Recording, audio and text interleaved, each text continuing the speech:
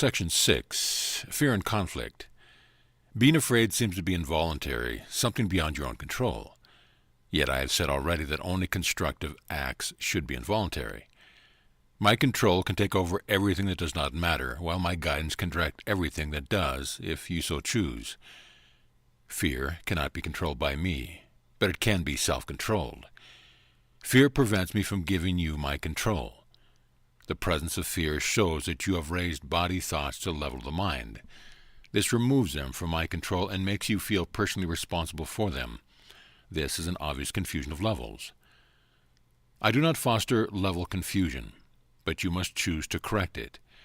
You would not excuse insane behavior on your part by saying you could not help it.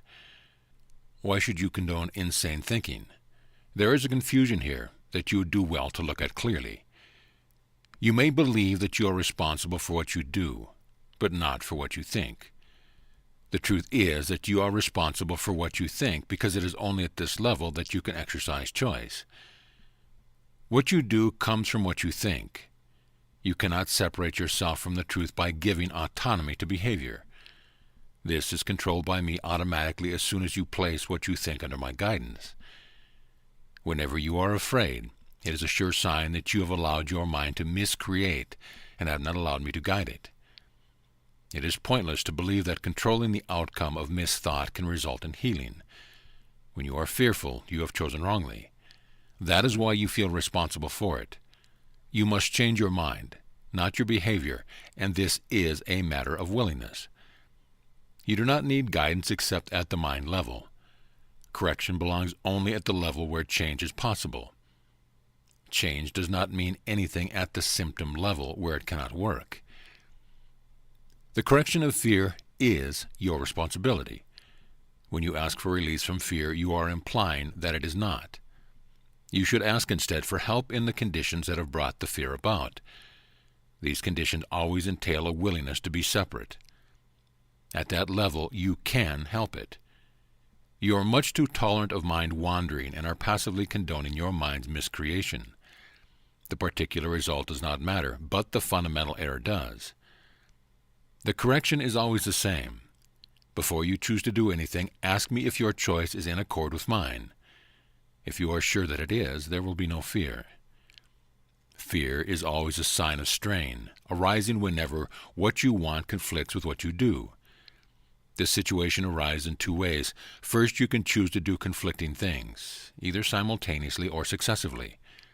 This produces conflicted behavior, which is intolerable to you because the part of the mind that wants to do something else is outraged. Second, you can behave as you think you should, but without entirely wanting to do so.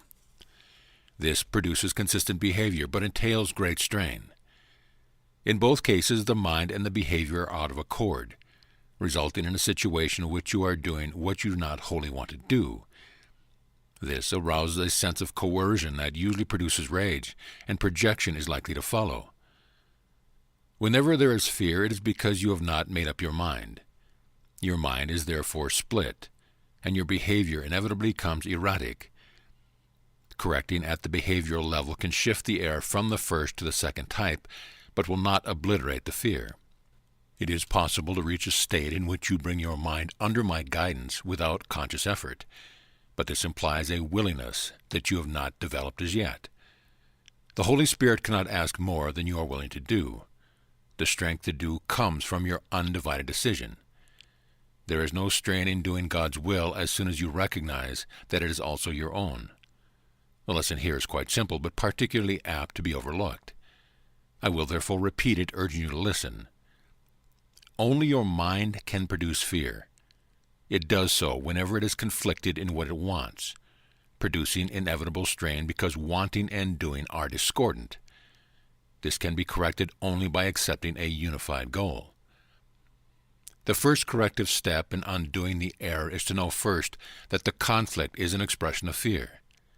Say to yourself that you must somehow have chosen not to love, or the fear could not have arisen. Then the whole process of correction becomes nothing more than a series of pragmatic steps in the larger process of accepting the atonement as the remedy. These steps may be summarized in this way. Know first that this is fear. Fear arises from lack of love. The only remedy for lack of love is perfect love, and perfect love is the atonement. I have emphasized that the miracle or the expression of atonement is always a sign of respect from the worthy to the worthy. The recognition of this worth is reestablished by the atonement. It is obvious, then, that when you are afraid, you have placed yourself in a position where you need atonement. You have done something loveless, having chosen without love. And this is precisely the situation for which the atonement was offered. The need for the remedy inspired its establishment. As long as you recognize only the need for the remedy, you will remain fearful. However, as soon as you accept the remedy, you have abolished the fear. This is how true healing occurs. Everyone experiences fear, yet it would take very little right thinking to realize why fear occurs. Few appreciate the real power of the mind, and no one remains fully aware of it all the time. However, if you hope to spare yourself from fear, there are some things you must realize and realize fully. The mind is very powerful and never loses its creative forces. It never sleeps. Every instant it is creating. It is hard to recognize that thought and belief combine into a power surge that can literally move mountains. It appears at first glance that to believe such power about yourself is arrogant, but that is not the real reason you do not believe it. You prefer to believe that your thoughts cannot exert real influence because you are actually afraid of them. This may allay awareness of the guilt, but at the cost of the perceiving the mind is impotent. If you believe that what you think is ineffectual, you may cease to be afraid of it, but you are hardly likely to respect it.